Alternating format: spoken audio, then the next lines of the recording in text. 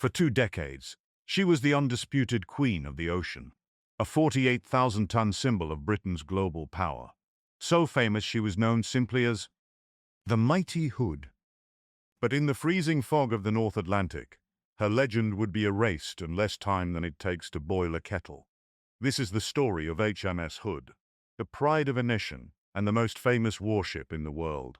We will explore how this symbol of invincibility, a giant of steel and firepower, carried a hidden, fatal flaw that would lead to one of the most sudden and catastrophic naval disasters in history.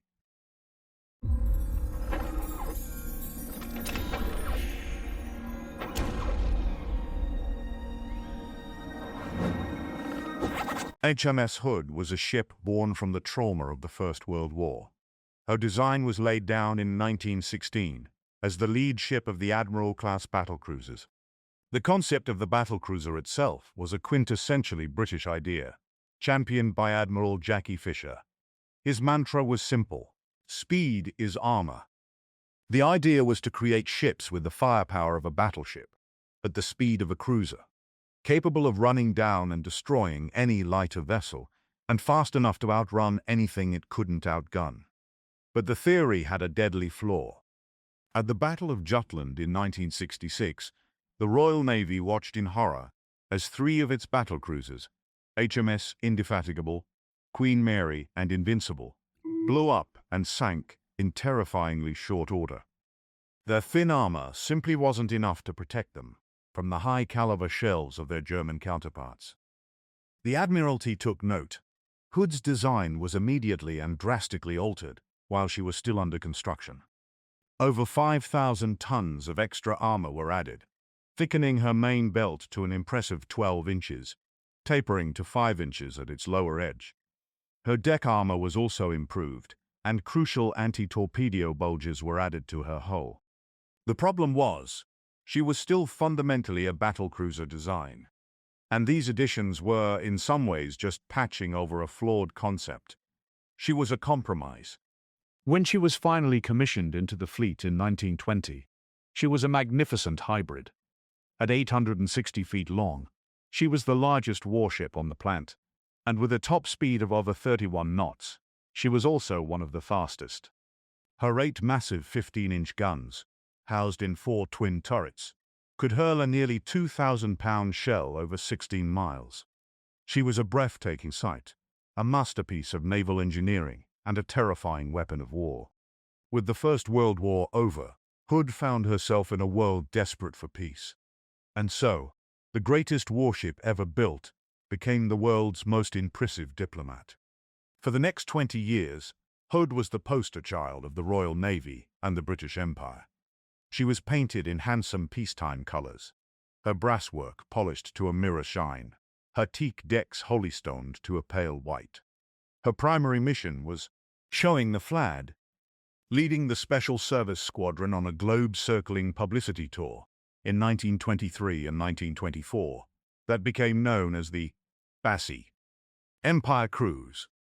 She sailed over 40,000 miles, visiting every corner of the British Empire, from Australia and New Zealand to Canada and India. In every port she visited, thousands of people would flock to the docks just to catch a glimpse of her. She hosted parties for dignitaries. Her crew paraded through city streets, and her sheer size and power were a constant, tangible reminder of the reach and might of the Royal Navy.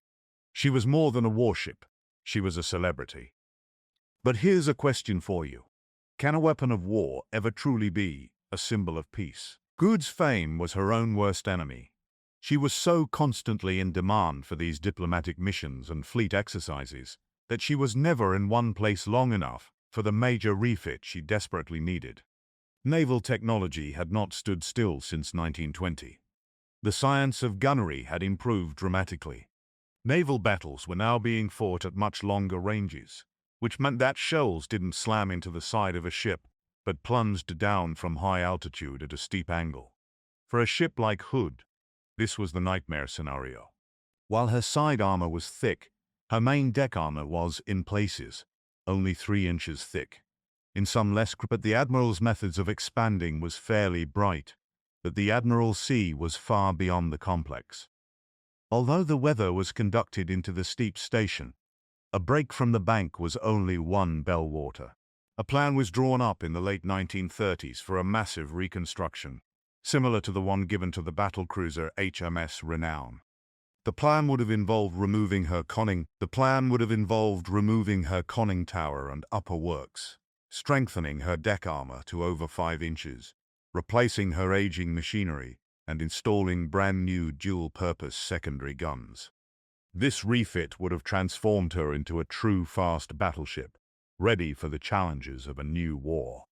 But the refit never happened. She was scheduled for it in 1939, but with the international situation deteriorating, the Admiralty decided it couldn't afford to have its most famous and active warship laid up in a dockyard for 2 to 3 years. Her refit was postponed until 1941. It was a calculated risk, a gamble that she wouldn't have to face a modern, top-tier enemy until her weaknesses could be fixed. In my opinion, this was the moment Hood's fate was sealed, not in 1941 by a German shell, but in the 1930s by a committee's budget sheet and an admiral's busy schedule. They sent her into the Second World War with only minor upgrades, a few more anti-aircraft guns, and a bizarre, ultimately useless, unrotated projectile launcher. She was still a powerful ship, but she was a 1920s champion heading into a 1940s title fight. When war finally came in September 1939, Hood was immediately thrown into the fray. She spent the early months patrolling the cold, harsh waters of the North Atlantic, hunting for German blockade runners and commerce raiders. In 1940, her theater of operations shifted dramatically to the Mediterranean. Following the fall of France, Winston Churchill's government faced a terrifying prospect. The powerful French fleet, based at mers-el-kebir in Algeria, could fall into German hands. This would have tipped the naval balance of power disastrously against Britain. An ultimatum was delivered to the French admiral: scuttle your ships, sail them to a British or neutral port, or be destroyed. The French, feeling bound by their armistice with Germany, refused. On July 3, 1940, HMS Hood, as the flagship of Force H, was given the heartbreaking task of opening fire on her former allies. In a short, brutal action, Hood's 15-inch guns helped to sink the battleship Bretagne and heavily damaged 2 others. It was a grim, ugly affair that demonstrated the cold calculus of wartime survival. Hood had proven she was still a formidable weapon, but her violent action against a former ally had left a bitter taste. However, a far greater challenge was brewing in the shipyards of Germany, a steel monster that would soon force a final, fateful confrontation in the icy waters of the North Atlantic. That monster was the battleship Bismarck. Commissioned in August 1940, Bismarck was, arguably, the most powerful warship afloat. She was a masterpiece of German engineering, heavily armed with 8 15-inch guns of a more modern design than Hood's, and, crucially, protected by an incredibly robust armor scheme. She didn't have a single fatal flaw.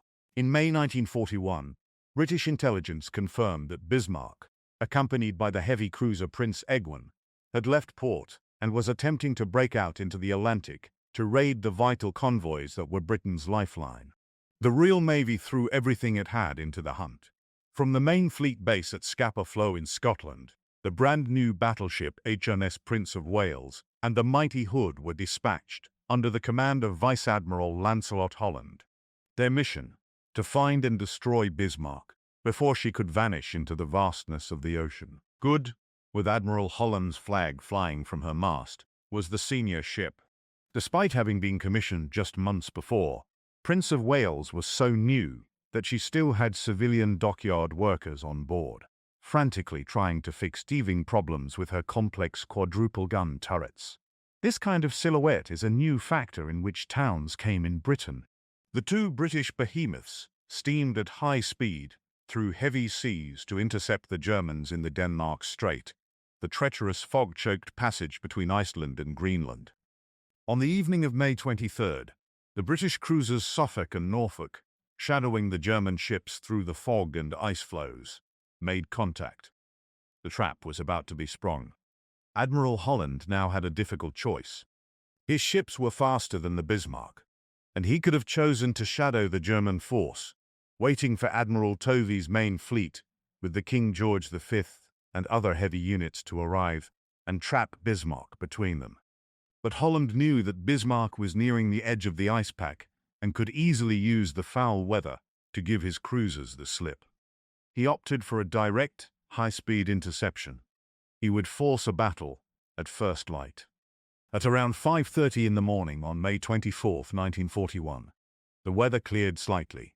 Lookouts on the bridge of the Prince of Wales spotted the silhouettes of the German ships against the dawn sky, about 17 miles away. Admiral Holland ordered his ships to turn towards the enemy to close the range as quickly as possible. This was a critical decision. By approaching at a steep angle, he was limiting the number of guns he could bring to bear. Only the 4 forward-facing 15-inch guns on Hood and the 5 on Prince of Wales could fire. The rear turrets were masked by the ship's own superstructures. Holland knew his ship's weakness. He was trying to get in close, to a range where Bismarck's shells would hit Hood's thick side armor, rather than plunging onto her thin decks. It was a desperate race against time. At 5:52 a.m., Hood opened the battle, her forward guns unleashing a salvo that roared across the grey water. The German ships, which had initially been concentrating on Prince of Wales, soon shifted their fire to the lead ship, the famous HMS Hood. The German gunnery was terrifyingly accurate from the start. Just 2 minutes into the battle, an 8-inch shell from Prince Eugen struck Hood amidships, hitting a store of anti-aircraft ammunition. A large, fierce fire erupted on the boat deck. It looked dramatic, but it was not at that point a mortal wound. Hood continued to close the range, firing her guns, steaming through the icy swells as black cordite smoke billowed from the fire on her deck. Aboard Prince of Wales, her own guns were having problems, with multiple mechanical failures limiting her rate of fire. At 5:55 a.m., Holland ordered another turn to port, to finally allow the rear turrets of his ships to join the fight. It was a maneuver he would never complete. At 6 a.m., as Hood was in the middle of this turn, Bismarck fired her 5th salvo. The shells traveled for nearly a minute, arcing miles into the sky before screaming down towards their target. At least one of the 1,700-pound projectiles found its mark. Eyewitnesses on Prince of Wales and the shadowing cruisers described what happened next with a chilling consistency. A colossal pillar of fire, a blinding white-hot jet, erupted from Hood's midsection, right between her funnels. It climbed 1,000 feet into the grey sky, a volcanic, horrifying spectacle. The ship, all 48,000 tons of it, seemed to lift out of the water before breaking its back, its bow and stern pointing skyward like a grim monument to a forgotten god. Everything was fire and smoke, and then, in an instant, it was all over, just gone. The force of the explosion was apocalyptic. The aft 4-inch or 15-inch magazines, historians still debate which went first, had detonated with the force of hundreds of tons of high explosives. The mighty Hood, the symbol of British sea power for a generation, vanished from the face of the earth in less than 3 minutes. The shockwave was felt miles away. Captain Leach of the Prince of Wales was forced to make a hard turn to starboard to avoid sailing through the debris field that was all that remained of the Flagship. Of the 18 men aboard HMS Hood, only 3 survived.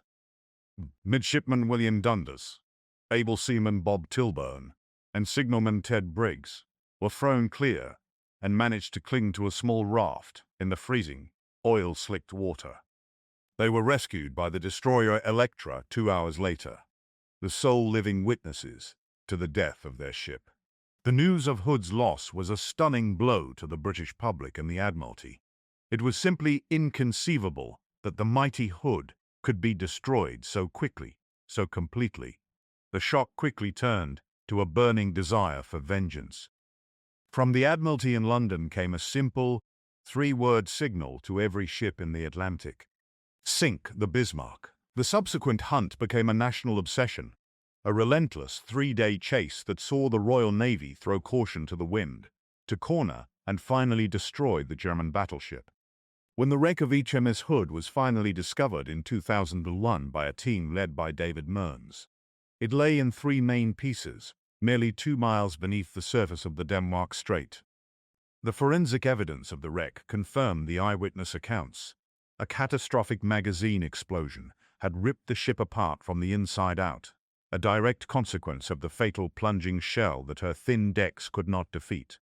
In 2015, her ship's bell was recovered from the seabed. It now serves as the centerpiece of a memorial at the National Museum of the Royal Navy, a permanent, tangible link to the great ship and the thousands of men who served on her.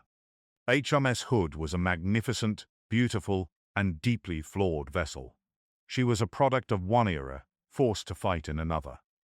Her story is a stark reminder that in warfare, prestige, fame, and reputation count for nothing against a single, well-aimed shell.